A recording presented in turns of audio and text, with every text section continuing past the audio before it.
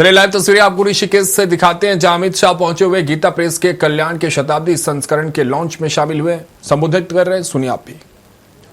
मगर आजाद होने के बाद फिर से गुलाम न हो, ऐसा देश कैसे बनेगा?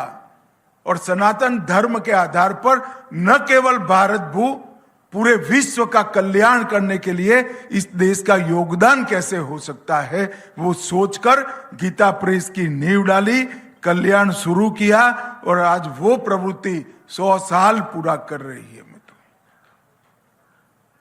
सत्व कितना पड़ा है संस्थाओं में। मैं कई संस्थाओं के शताब्दी समारोह में गया हूं।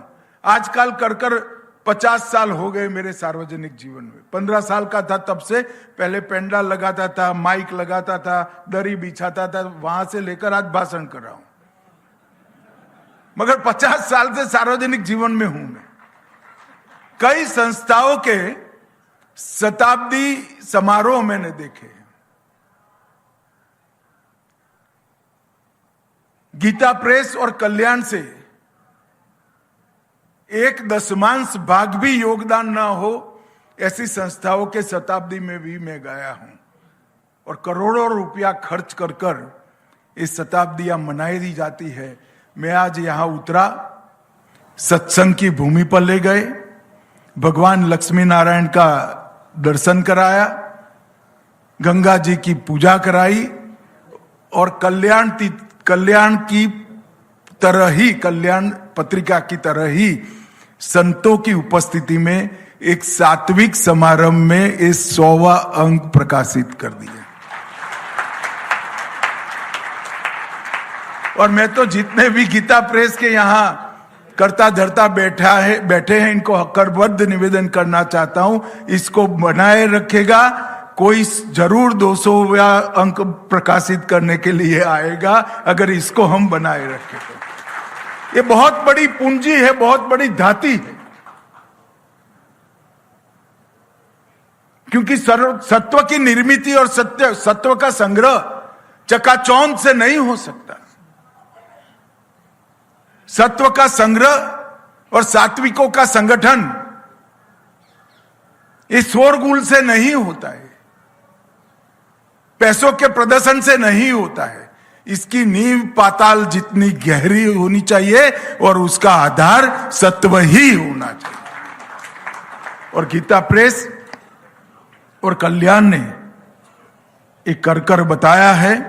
और भाई जी ने जो परंपरा डाली थी, वो परंपरा को आज तक आप लोगों ने बरकरार रखा है। मैं साच अर्थ में कल्पना नहीं कर सकता कि वेद, उपनिषद, वेदांग, पुराण और सनातन इतिहास, इतने बड़े कैनवास को एक संस्था कैसे अपने आप में समाहित कर करोड़ों लोगों को पढ़ने की सामग्री पूरी कर सकती है, वो आपने कर बताया है। और उस वक्त शुरू किया जब अंग्रेजों का दबदबा था, पाश्चात्य विचार की ओर देश के सभी लोग जा रहे थे। धर्म को अंधविश्वास कहना एक प्रकार से फैशन हो चुका था। तब भाई जी ने कोई आक्रामक भाषा का उपयोग नहीं किया, कोई आक्रामक भाषा का उपयोग नहीं किया। वो कठिन कालखंड में ज्ञान का कल्याण नामक एक दीप जलाने का काम किया और इसके अंदर उद्देश्य लोगों का मंगल और जगत का कल्याण, इसके अलावे कहीं नहीं था। कोई संकुचितता नहीं थी, कोई मेरा तेरा नहीं था। समग्र विश्व के कल्याण की भावना को कल्याण में उन्होंने समाहित किया।